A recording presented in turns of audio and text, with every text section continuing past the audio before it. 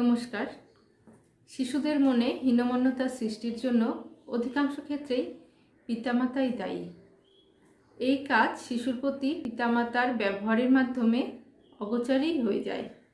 কাঙ্ক্ষিত ফল না করতে পারলে অনেক পিতামাতা শিশুকে বকাবকি করেন, শাস্তি দেন, তোর দ্বারা কিছু হবে না, গাধা, মাথা মোটা, অন্য শিশুর সাথে তুলনা করা, আরও কত কি। এই কথাগুলি শিশুর মনকে ঘূর্ণিঝড়ের মতো তছনছ করে দেয়। সে আত্মশ্রদ্ধা বোধ হারিয়ে ফেলে এবং নিজেকে অপদার্থ, অক্ষম, অসহায় ভাবতে শুরু করে। হতাশা তাকে গ্রাস করে নেয়। শিশুর অসফলতায় সহমর্মিতা প্রকাশ করুন। শিশুর মনোবল সর্বদা বাড়ানোর চেষ্টা করুন। সর্বদা পজিটিভ কথা বলুন। প্রথমে সহজ কাজ দিন, যাতে সে সহজেই করতে পারে।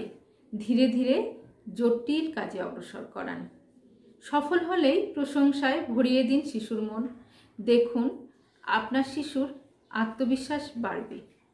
দ্বিগুণ উৎসাহে নিজে নতুন কাজে অগ্রসর হবে। শিশুর মনে প্রেরণার সঞ্চার হবে। এছাড়া ফাদার্স ডে অথবা মাদার্স ডে, এই দিনগুলিকে আপনি বিশেষভাবে বেছে নিন।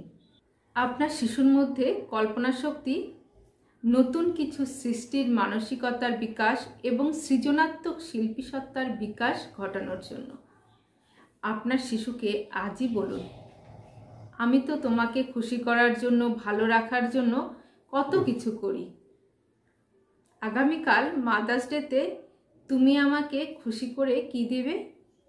শিশুকে একটু চিন্তা করতে দিন। তার চিন্তন ক্ষমতার বিকাশ ঘটুক। তারপর বলুন, তুমি যদি সুন্দর একটা গ্রিটিংস কার্ড নিজে হাতে তৈরি করে আমাকে উপহার দাও, আমি খুব খুশি হব।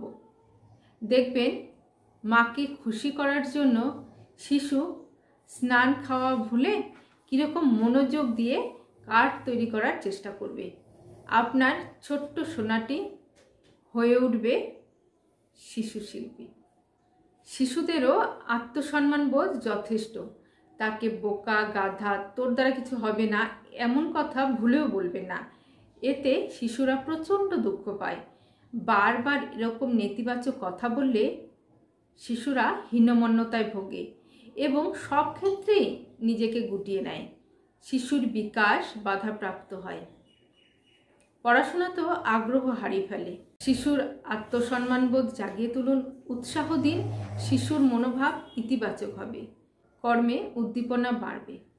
বন্ধুরা, ভিডিওটি যদি ভালো লাগে প্লিজ চ্যানেলটি সাবস্ক্রাইব করবেন আর আমার সমস্ত ভিডিওর নোটিফিকেশন সবার আগে পেতে বেল আইকনটি প্রেস করবেন। নমস্কার।